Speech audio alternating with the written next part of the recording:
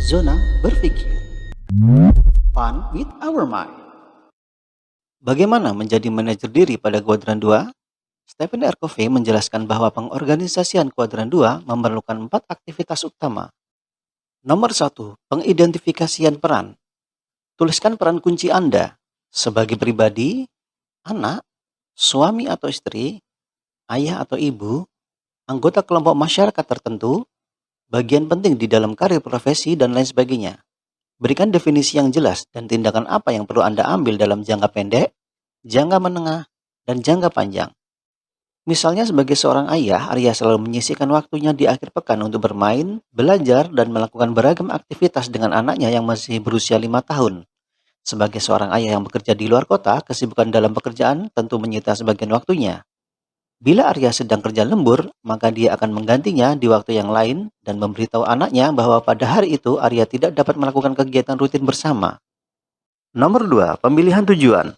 Langkah berikutnya adalah berpikir tentang 2 atau 3 hasil penting yang Anda merasa perlu dicapai pada masing-masing peran. Pencapaian ini harus berfokus pada kuadran 2.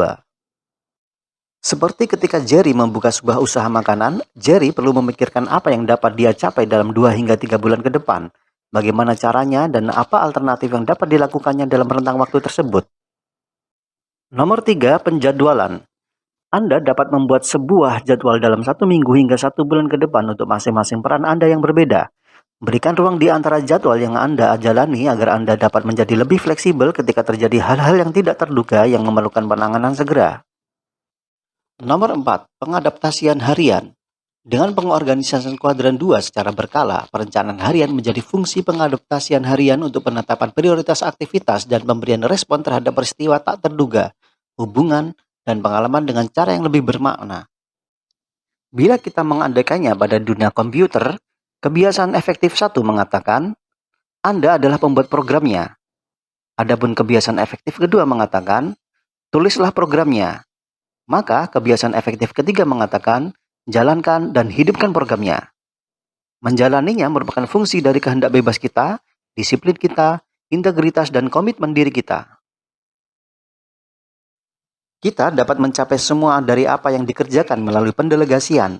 Apakah pendelegasian kepada waktu ataupun orang?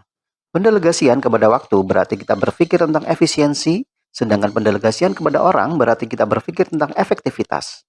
Pendelegasian merupakan hal yang penting dilakukan bila ketika Anda mengerjakannya sendiri akan membutuhkan waktu yang lebih lama. Umumnya, pendelegasian diberikan kepada orang yang lebih terampil atau ahli.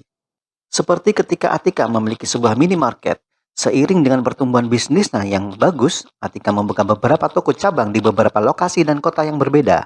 Atika tidak mungkin mengerjakannya sendiri. Ia perlu melibatkan orang lain dalam tata kelola minimarket kepada orang-orang yang dapat dipercaya memiliki kapasitas untuk mengelola. Bila Atika fokus pada kuadran 2, dia perlu membangun hubungan yang baik dengan semua delegasinya, melatih mereka secara kontinu, melakukan evaluasi secara objektif, dan memberikan penghargaan atas hasil jerih payahnya. Atika fokus pada peningkatan kapasitas produksi atau KP untuk bersama-sama menghasilkan telur emasnya atau P.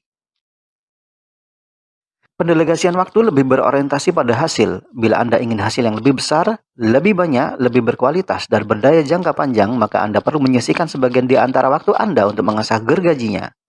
Seperti ketika Cristiano ingin mendapatkan tempat atau line up di sebuah kesebelasan sepak bola, setiap hari ia akan datang 2 jam lebih awal untuk melakukan latihan kecil fisik dan teknik bermain, dan kemudian pulang 2 jam lebih lama dibandingkan rekan-rekan timnya yang lain.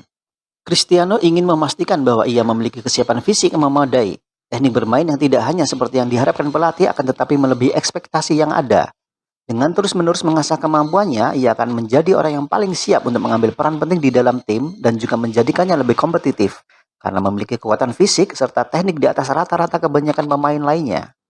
Kunci untuk manajemen yang efektif atas diri sendiri atau orang lain melalui pendelegasian bukanlah pada teknik, alat, atau faktor ekstrinsik apapun, melainkan pada hal-hal intrinsik yang memberdayakan Anda untuk melihat melalui lensa kepentingan, bukan kegentingan.